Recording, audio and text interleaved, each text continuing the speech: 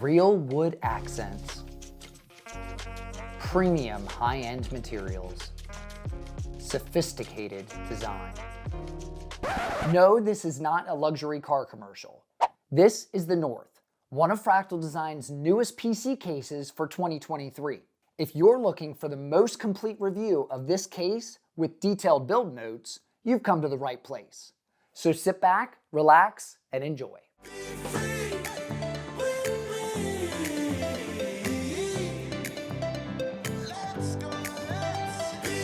Hey YouTube, I'm Danny, welcome to the channel.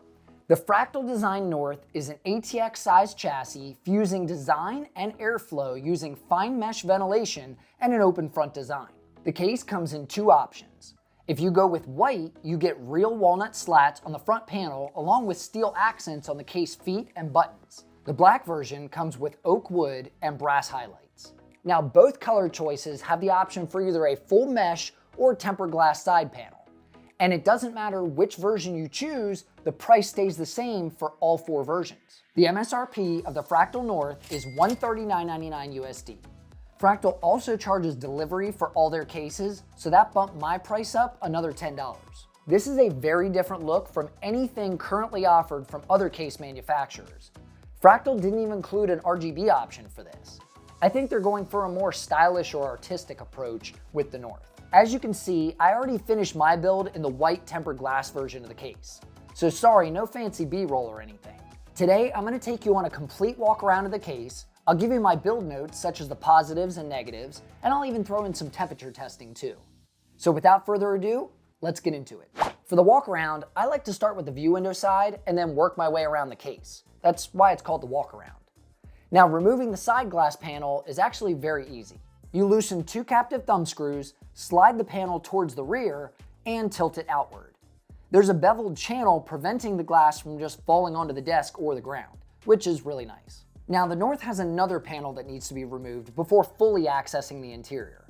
This front piece right here is actually one solid panel, and it's removed with one captive thumb screw at the top of the case. After loosening the thumb screw at the top, you slide it back and hinge it out just like the main side panel. The finish on the case's interior is matte gray. Its layout looks a lot like the Fractal Design Meshify series of cases if you ever built in those before. The power supply shroud is ventilated in case you want to orient it with the fan facing up. You'll do this if you'll be placing your PC on the floor or carpet.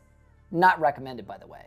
Moving up the back, you've got 7 PCI expansion slots and a mounting location for a 120mm fan only. The cool thing is, the vent slots allow for mounting of the fan as far up or down as you want, until you hit the top of the case or the PCI bracket. The case accommodates ATX, micro ATX, and mini ITX size motherboards. There's an acceptable number of cutouts for cable pass-throughs. At the top left of the motherboard tray, you've got one for your EPS or CPU power connector. Then coming down the right side are 2 rubber grommets, and along the bottom, you've got 2 cutouts as well. The cutouts are beveled, by the way, so no wire chafing in this case. Like I said, acceptable, but nothing amazing. The North provides lots of options when it comes to cooling. As I said, the back can fit a 120mm fan or all-in-one liquid cooler, while up top can use either 2 120 or 2 140mm fans. You could also install a 240mm radiator up here as well. But pay attention to your motherboard choice because it looks like VRM heatsinks or RAM compatibility may be an issue for clearance if you're not careful. All Fractal North variants come with 2 Aspect 140 PWM controlled daisy chainable pre-installed fans in the front. Since I'm basically done with the interior, why don't I move over to the front and we'll talk about that now. The front panel is really the focal point and what sets this case apart from most other designs in this category. Removal of the front panel is extremely easy. You simply place your fingers under the cutout in the bottom center of the front panel and pull outwards. The front dust filter is retained on the panel. For cleaning, you push in 4 different tabs of the filter, 2 on the top side and 2 on the bottom. The filter is made of nylon mesh and seems to be fully washable. Now you can see the wood slats are glued into plastic brackets in the front panel. Feels pretty solid though. Now while I'm on the subject of the front panel, reinstalling it is much harder. There are tabs at the top of the panel that need to line up on the case before swinging the bottom back into position. It's a little tricky to get the first few times. Behind the front panel, if you don't want to go with the 2 included 140mm fans, the case can accommodate 3 120 or 2 140mm fans, and up to a 360mm radiator. There is a large curved cutout in the power supply shroud to accommodate larger radiators. I guess I better move on to the cable management side so I can talk a little bit more about radiator placement. Removal of the back cover panel is exactly like all the other panels in the case. You simply remove the 2 thumb screws, slide the panel back, and then hinge it out and lift away. The cable management space is decent, with most of your area along the left-hand side here. You've only got about a ½ inch of space behind the motherboard tray, and then you've got a little less than an inch behind the cable channel here. Fractal's claim is 30mm of cable management space. I think they're talking about the cable channel on the left-hand side because I wasn't measuring that behind the motherboard tray. There are tons of cable tie-down locations across the entire motherboard tray as well. Now, the mesh version ships with a fan hub located at the top of the case here, and it also includes a bracket for 2 more fan mounting locations as well. The basement of the case is quite modular as it houses 2 3.5-inch drive bays. These also have mounts for 2.5-inch drives as well. The drive cages have lots of different mounting locations, and you can even install one of them on the top of the power supply shroud upside down.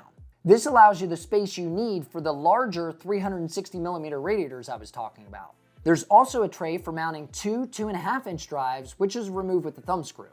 That's all I would install on that 2.5-inch drive mount, because some people like to mount RGB controllers on those. I wouldn't recommend that. For one, this really isn't a RGB style case, and 2, you don't have a whole lot of room behind the motherboard tray before you hit the back panel. Removing this 2.5-inch drive tray is also how you access another cable pass-through if installing a micro ATX size motherboard. Power supply mounting is easy thanks to a removable bracket, which Fractal seems to put on all their cases these days. The case accommodates up to a 255mm power supply with 1 hard drive tray installed, and up to 150mm with 2 trays. Now, I want to draw some attention to the underside of the case real quick, because there's a couple details that you really wouldn't notice unless you're looking for them. Each case foot has a metal accent band around it, and as I said, it changes based on the color you choose. The white version has steel accents, and the black one has brass. Up top, there are even more beautiful design elements.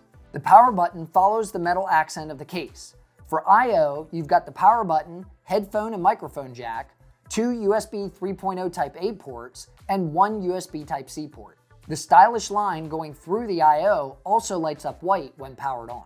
The entire top panel is an ultrafine mesh, and it's removed just as easily as all the other panels on the case. Simple. You pull a leather strap located at the rear of the panel and then lift the panel away. The strap's color matches the wood grain of the case. That's every angle of the Fractal North. I know it's a lot, but I wanted to be thorough. Are you getting value from this video so far? If so, consider subscribing down below and come back for more PC tech related content. Now let's move on to my notes, and I'll give you my positives and negatives with the build process. I'm going to start high and give you the positives, then I'll work my way down to the negatives. The first thing I like is the premium design and the toolless disassembly. I love that you can take all the panels off, the front panel just snaps off, the top slides off and pops off. Everything is toolless, very easy to do, and it still maintains that premium design that Fractal is known for. I also forgot to mention, the dust filter for the bottom just slides out of the back. Some people might say, well, sliding out of the back makes it so you have to move the case to be able to clean it, and that's true, but at least it's still easy to get to. So ease of use, always a plus in my book. Another thing I was really impressed with is the small footprint and the excellent layout of the interior. I mean, I put some fairly beefy components in here. There's plenty of room in the front that I could have fit a 360mm radiator up there and still had enough room to fit my graphics card and all the other components I wanted to. Now, this isn't a gigantic graphics card. Some of the new 40 series are very large, so make sure if you're going to be using this case and you want to go with something very high-end like a 4090 or 4080, check your clearances before buying. In fact, I'll put them on the screen right now so you can verify that the GPU you want to get will fit in this case. More good things about the case is I love that the price is the same across all versions. Whether you want the mesh side, the glass side, the black version, the white version, all the models are the exact same price. So whether you want to go with function or aesthetics, they've got a case for you, and you don't have to pay extra. Another positive is Fractal's instructions are fantastic. This kind of applies to all of their cases, not just the North, but I wanted to point it out. If you look in their instruction books, everything is highlighted blue that you're going to be installing during that step. So it's very clear instructions. The verbiage is very simple to read, especially if you've never built before. It's not overly complicated, and it shows you exactly what you should be doing when building your PC. The last two things I like are about the interior of the case. The one thing is I love all the cable tie-down points that they have. They've got them on the motherboard tray backside, the cable management side, and they've got them on the front here, because if you decide to go with the mesh side panel, it has the fan mount for the front here that can blow onto the GPU. You're gonna wanna do something with those fan cables, and they've got tie-down points for that. The last great thing that I saw is there is a cable pass-through for micro ATX motherboards. It makes it a lot easier for installation, and it just looks a lot cleaner. You don't see cables coming down from the bottom. Even though my board doesn't extend all the way to the bottom of the case, it's really not an eyesore or anything, which is nice. Let's talk about a few negatives I have with the case. There's really not that many, so this will go quick. The first thing that I didn't like is there's only one cable pass-through at the top of the case. I'm all about clean design, especially with something that's so premium and exotic looking for this case. And to have one cable pass-through, if I wasn't using air cooling and I wanted to use water cooling or something and have it mounted at the top, I wouldn't have anywhere to put the cable through unless I bring it through the EPS connector slot, and then it's gotta be a really long cable to be able to fit all the way around to where I need to tie it at. Another gripe I had is the cable management space could be a little bit bigger, just like maybe 1/4 of an inch or something behind the motherboard tray. The cable channel on the front section there is plenty. I just wish it would have had more space behind the tray. I was able to make it work. If I would have had many more cables than this, it probably wouldn't have worked out for me. The last thing I have, and it's not really a dislike, it's just a be aware kind of thing again, the fans are really loud at full speed. Their max speed is 1700 RPMs. My motherboard wanted them to ramp up really high, so they were louder when it was under the factory profile for my fan settings. Once I went into the BIOS and dialed everything in and stuff, it turned them down. I think I capped it out at like 50% or something. That's really all I needed. And the fans were whisper quiet. Because they're 140 millimeter fans, they don't need to spin as fast to be able to push the same amount of airflow that a 120 mil would. Speaking of airflow, let's talk about temperature testing real quick. Now, since this relies heavily on the components used, I don't want to spend too much time on it. I just want to give you some of the numbers that I saw in my case while gaming and doing like a CPU intense workload, and then you can make your own assumptions from there.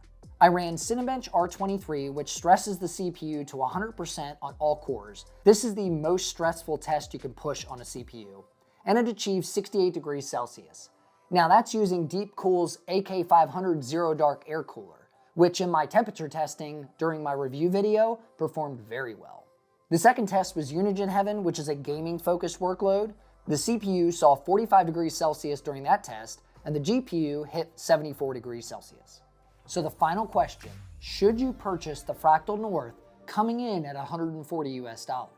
If you want a clean, minimalist design case that's got excellent build quality and looks like a piece of art, you'd be hard-pressed to find something better in this price tier. Now, the look of any case is subjective, of course, but for me, I think they hit it out of the park with the styling. In fact, Fractal has been killing it lately with their case designs. Now, I wanted to build something that was sleek, has no RGB, and looks a little bit more grown up. And Fractal has helped me achieve that with the North. I do wish I would have went with some teal cable extensions now to match the CPU cooler I used from Deepcool, but this'll do.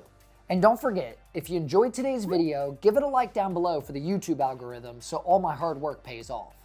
I'm trying to get to 10,000 subscribers by the end of the year. Think I'll make it? Anyways, thanks for stopping by. And as I always say, I'm Danny with Danny's Tech Channel, and I'll see you in the next one.